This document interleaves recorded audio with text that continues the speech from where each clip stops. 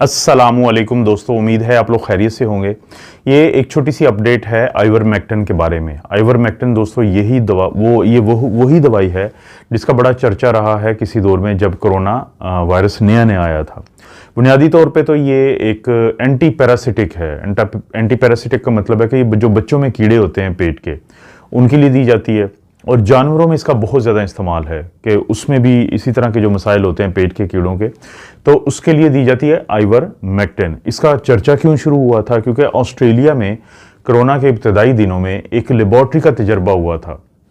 वो तजर्बा ये हुआ था कि अगर जो आइवरमेक्टिन की दवाई लेबॉर्ट्री में कोरोना के ख़िलाफ़ इस्तेमाल की गई तो वो 5000 गुना ज़्यादा इफ़ेक्टिव थी, ज़्यादा उसने काम किया कोरोना के ख़िलाफ़ उसको मारने के लिए।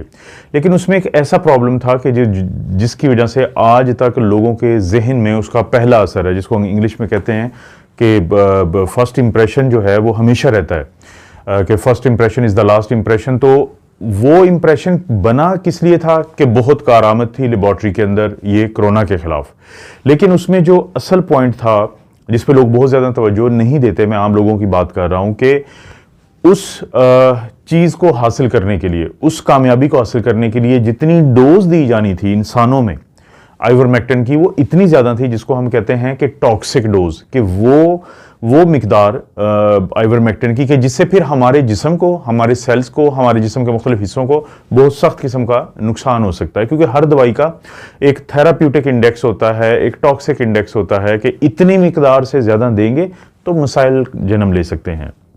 लेकिन बावजूद इसके कि जो FDA है, WHO है, लोगों को बहुत ज़्यादा रोका उन्होंने कि आप ये आइवरमेक्टिन इस्तेमाल मत करें, इसका कोई फ़ायदा नहीं है। लेकिन क्योंकि जो छोटे छोटे ट्रायल होते रहे, ख़ासतौर पे उन ममालिक में जहाँ पे बहुत ज़्यादा जो कोई ऐसी ऑर्गेनाइजेशन नहीं है या हुकूमती इदारे नहीं होते कि जो इन ट्रायल्स की अच्छे तरीके से मॉनिटरिंग करें, तो वो जो छोटे छोटे क्लिनिकल ट्रायल्स थे ऐसे ममालिक में जहाँ पे साइंस बहुत ज़्यादा यानी मजबूत नहीं है या साइंसी इदारे बहुत ज़्यादा मजबूत नहीं है, तो लोगों को यही लगा कि आइवरमेक्टिन बहुत काम करती है। इसीलिए जो हम अक्सर ये कहते हैं जो शुमाली अमेरिका है या जो वस्ती अमेरिका है, तो उसके जो साउथ अमेरिका और ये सारे जो छोटे छोटे ममालिक हैं, अमेरिका का जो बरे आज़म है वहाँ पे, तो उन लोगों ने फिर जो आइवरमेक्टिन है वो इस्तेमाल करना शुरू कर दी रूटीन में। यानी कि कोरोना की वबा आप सब लोगों को पता है कि वेव्स की शक्ल में आती है कि अचानक केसेस बढ़ना शुरू हो जाते हैं, तो लोग आइवरमेक्टिन शुरू कर देते थे कि उनको कोरोना नहीं होगा। तो पहले तो ये साबित किया गया कि कोई ऐसा अभी तक सबूत नहीं है कि आइवरमेक्टिन की आप दवाई इस्तेमाल करें तो आपको कोरोना नहीं होगा। क्योंकि पाकिस्तान में भी बहुत सारे डॉक्टर्स थे या बहुत सारे लोग थे जो इंटरनेशनल जो डॉक्टर्स होते हैं उनकी बातें सुन के तो वो आइवरमेक्टिन रोज़ाना खाते थे। इसके बावजूद कि उनको मना किया जाता था, उनके जहन में ये था कि अगर हम आइवरमेक्टिन लेंगे तो हमें कोरोना की इन्फेक्शन नहीं होगी। तो सबसे पहला जो काम किया गया, तो ये काम किया गया कि स्टडीज़ की बुनियाद पे बताया गया लोगों को कि ये प्रिवेंशन नहीं करती, ये नहीं रोकती कोरोना के होने को। अब अगला स्टेप ये था कि जब लोगों को कोरोना हो जाता था, उनको अलामात आ जाती थी, तो लोग आइवरमेक्टिन की दवाई लेना शुरू कर देते थे। वजह क्या थी?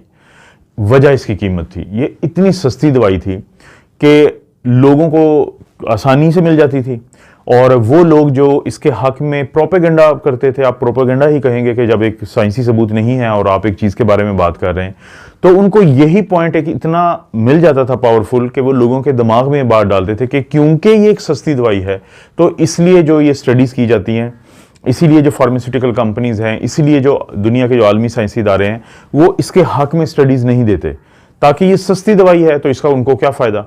इसके मुकाबले में उनकी कोशिश होती है कि महंगी जो दवाइयां हैं या फाइजर की जो वैक्सीन है उसकी तरफ लोगों को लेके जाया जाए। लेकिन इस बात को भी तोड़ा आके जो स्टीरॉयड के जो बिल्कुल सस्ते टीके होते हैं जिनकी कामयाबी का दावा किया गया बरतानिया की तरफ से और वो कामयाबी फिर साबित भी हुई, तो डेक्सामेथासोन की मैं बात कर रहा हूँ, तो वो बड़े सस्ते टीके थे लेकिन साइंस ने उसको कबूल किया कि ये काम करती है एक ख़ास किस्म के लोगों में जब उनको कोरोना हो जाता है। लेकिन आइवरमेक्टिन के बारे में जब भी कोई बड़ी स्टडी की जाती थी तो कोई ऐसा सबूत नहीं मिलता था कि जिससे लोगों को कंफर्मेशन की जाए, उनको बताया जाए कि आप ये दवाई खाएंगे तो आपको फ़ायदा होगा। तो फिर वो लोग जो इसके हक में हैं, वो साइंटिस्ट या डॉक्टर्स जो इसके हक में हैं, तो वो और बहुत जज्बाती तौर पे हक में हैं। अगर आप आइवरमेक्टिन के खिलाफ कोई बात कर दें तो वो आपके को बहुत बुरा भला कहते हैं। तो उन्होंने ये कहना शुरू कर दिया कि देखें ये जो ट्रायल करते हैं तो ये आइवरमेक्टिन देते लेट हैं, ये उस वक्त देते हैं जब हालात ख़राब हो जाते हैं, मरीज़ आईसीयू पे जा रहा होता है, मरीज़ अस्पताल में दाखिल होने के बाद ऑक्सीजन पे जा चुका होता है, तो फिर आइवरमेक्टिन देने का क्या फ़ायदा। यानी इनका पॉइंट ऑफ व्यू ये था कि जब मरीज़ की हालत ख़राब है तो आपको देंगे तो कोई फ़ायदा नहीं है। और इसी तरह से ये आखिरकार मान गए थे कि ये प्रिवेंशन नहीं करती, यानी जब किसी को कोरोना नहीं हुआ है तो उसको नहीं बचाती। तो फिर पॉइंट रह गया था एक सिर्फ, वो ये था कि इन लोगों का पॉइंट ऑफ व्यू ये था कि ये जो आइवरमेक्टिन की दवाई है पाकिस्तान में भी बड़ी सस्ती है, मिल जाती है, तो ये आपको देनी चाहिए जैसे ही किसी को कोरोना हुआ है। यानी अगर किसी को कोरोना हुआ है तो पहले 1 से 5 दिन में दें तो आपको बड़े ज़बरदस्त नतीजे मिलेंगे, ये इनका दावा था। अब एक स्टडी है जो कि new England journal of medicine अक्सर मैं जिक्र करता रहता हूँ, तो उसके अंदर शाया हुई है। 1300 लोगों पे ये स्टडी की गई, ये ऑथेंटिक स्टडी है, ये प्लेसिबो कंट्रोल्ड रेंडमाइज्ड स्टडी है। डिस्क्रिप्शन में लिंक होगा, आप पढ़ भी सकते हैं। तो 1300 लोगों पे होने वाली जो ये स्टडी है, जिनमें से आधों को दिया गया जो आइवरमेक्टिन, जब उनको कोरोना की अलामात आई उनको पीसीआर पॉजिटिव आया, और हाफ को नहीं दिया गया, सिर्फ ये देखने के लिए कि क्या आइवरमेक्टिन हॉस्पिटलाइजेशन से बचाती है, क्या आइवरमेक्टिन देने से लोगों की अलामात इतनी बेहतर हो जाती हैं कि वो अस्पताल में दाखिल नहीं होते। ये था वो सवाल जिसका जायजा लेना था। लेकिन इस स्टडी का जो रिजल्ट हुआ सामने आया है तो उससे पता चला कि ऐसा कुछ नहीं है, बल्कि हकीकतन ऐसे भी हुआ है कि जिन लोगों को आइवरमेक्टिन दी गई थी तो उनके चांसेस ज़्यादा हुए अस्पताल में दाखिल होने के या उनकी हालत ख़राब होने के बनिस्बत उन लोगों को जिनको आइवरमेक्टिन नहीं दी गई थी। बल्कि जो रूटीन का, ज़ाहिर है कि ये वायरस है तो आप सिम्टोमेटिक ट्रीटमेंट देते हैं अगर किसी में कोई रिस्क फैक्टर नहीं है, और किसी में अगर रिस्क फैक्टर है तो फिर आप अपने डॉक्टर के मशवरे के बाद, अगर वो समझते हैं कि मोनोक्लोनल एंटीबॉडीज़ या कोई भी ऐसी चीज़ देनी है। लेकिन जाहिर है जब से ये नए वेरिएंट आए हैं तो इन्होंने मोनोक्लोनल एंटीबॉडीज़ की अहमियत को बहुत कम कर दिया। तो इस स्टडी ने फिर बताया कि देखें 1300 लोगों पे होने वाली जो स्टडी होती है वो ऐसी है कि उसको आप हवाला दे सकते हैं। इससे पहले 5000 लोगों पे भी स्टडी की गई, उसका भी ये रिजल्ट निकला था।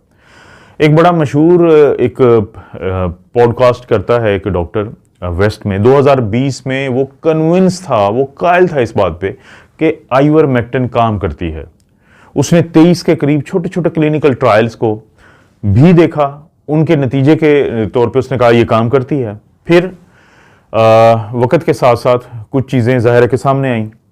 फिर एक बात उन्होंने की, उन्होंने वो क्लिनिकल ट्रायल जो हैं वो कबूल किए या उनको रिव्यू किया कि जिनके अंदर बायसेस कम थे। बायसेस क्या होते हैं कि मिसाल के तौर पे मेरे दिमाग में ये बात है एज ए डॉक्टर कि आइवरमेक्टिन काम करती है।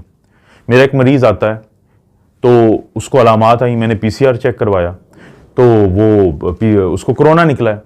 अब क्योंकि मैं पहले से ही ये समझता हूं कि आइवरमेक्टिन काम करती है तो मैंने उसको आइवरमेक्टिन दे दी, और वो जो शख्स है वो 5-7 दिन के बाद बेहतर हो गया। तो मैंने, क्योंकि पहले ही मेरे दिमाग में बात थी, तो मैं कहूंगा कि आइवरमेक्टिन की वजह से बेहतर हुआ है। ये इसे इंडिविजुअल बायसेस कहते हैं।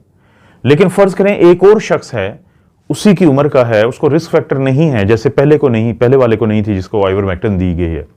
तो जब वो उसी क्लिनिक में आता है और उसको आइवरमेक्टिन नहीं दी जाती बल्कि सिम्टोमेटिक ट्रीटमेंट दिया जाता है, सपोर्टिव ट्रीटमेंट दिया जाता है जो वायरल इन्फेक्शंस का होता है, तो वो भी ठीक हो गया। तो इसका क्या मतलब हुआ कि आइवरमेक्टिन का रोल नहीं था, यहां पे रोल था कि ये वायरल इन्फेक्शन है, वो शख्स नौजवान था, उसकी इम्यूनिटी ठीक थी, तो जैसे होता है 5 दिन में वो ठीक हो गया। तो उन ट्रायल को फारिग किया गया कि जिनके अंदर इस तरह के बाइसेस मिले कि एक शख्स, बिल्कुल मैं एक छोटी सी और मिसाल दे देता हूं कि जब कोरोना के दिनों, शुरू के दिनों में मेरी जो सबसे पहली वीडियो वायरल हुई वो हाइड्रोक्सी क्लोरोक्विन और एजिथ्रोमाइसिन को मिला के देने वाले एक टॉपिक पे थी कि जी कोविड में काम करता है। स्टडीज ने साबित किया कि ऐसा कुछ नहीं है। आज तक कोई और वीडियो मैंने नहीं बनाई जो इस चीज पे हो कि ये चीजें काम करती हैं, क्योंकि साइंसी शहादत उसके खिलाफ आ गई, जो साइंटिफिक एविडेंस है वो उसके खिलाफ आ गई।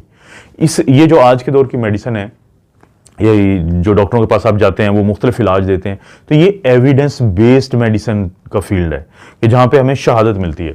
तो जब उन ट्रायल्स को फारिग किया गया और जो ऑथेंटिक ट्रायल्स थे उनका उसी डॉक्टर ने जब जायजा लिया तो उसको भी मालूम हुआ और उसने फिर अपने लोगों को भी बताया कि नहीं, आइवरमेक्टिन काम नहीं करती है कोरोना के खिलाफ। इसलिए मेरे वो दोस्त अहबाब जो अल्लाह ना करे अगर इस साल फिर यानी कि कोई वेव आती है छोटी मोटी, तो वो फिर अगर आइवरमेक्टिन शुरू करें या लोगों को शुरू करवाएं, तो प्लीज़ वो साइंटिफिक जो एक डाटा है ना उसको ज़रूर देखें। और अगर एक स्टडी इराक से आई है या एक स्टडी जो है वो ये जो ब्राज़ील या जो और छोटे कंट्रीज़ हैं लैटिन अमेरिका के, वहाँ से आई है और उसको करने वालों के ऊपर कोई ऐसी नज़र नहीं थी किसी अपने उनके साइंटिफिक बेशक इदारे की जो ऑथेंटिक हो, तो उस स्टडी पे आप इतना एतबार ना करें। लेकिन एक स्टडी जो चाहे ब्राज़ील से आई है चाहे इराक से आई है, लेकिन उसको जो कंडक्ट करने वाले थे, उसको जो चलाने वाले थे, तो उनके ऊपर जो नज़र थी वो किसी ऐसे साइंसी इदारे की थी कि जो बड़ा ऑथेंटिक है, तो आप उस पर ट्रस्ट कर सकते हैं। पाकिस्तान में ट्रायल हुए थे, किधर गए वो ट्रायल? क्या दुनिया के किसी जरीदे में आपको उनका बाकायदा बार बार मिलता है जिक्र? वो क्यों नहीं मिलता? क्योंकि उनके ऊपर जो नज़र रखने वाला जो भी ग्रुप था, जो इदारा था, तो उनकी फाइंडिंग्स को दुनिया ने कोई ख़ास लिफ्ट नहीं करवाई। इसका सिर्फ कहने का मकसद ये कि जो साइंटिफिक एविडेंस एक अच्छी एविडेंस है उसको फॉलो करें। और वो कौन सी एविडेंस है? ये वही एविडेंस है जिसकी एविडेंस की बुनियाद पे जो मुख्तलिफ अभी हम दवाइयाँ इस्तेमाल करते हैं, तो वो इदारों की मैं बात कर रहा हूँ। तो ये एक अपडेट थी, आइवरमेक्टिन के ऊपर थी। अल्लाह ना करे दोबारा कोई वेव आती है तो, क्योंकि फिर यही टॉपिक स्टार्ट होते हैं, तो इसलिए मैं छोटी मोटी जो अपडेट्स आ रही हैं तो उसके ऊपर वीडियो बना रहा हूँ। आप अपना और अपनी फैमिली का ख्याल रखें। अल्लाह ताला आपको और आपकी फैमिली को हर किस्म की बुराई, बीमारी और आजमाइश से महफूज रखें।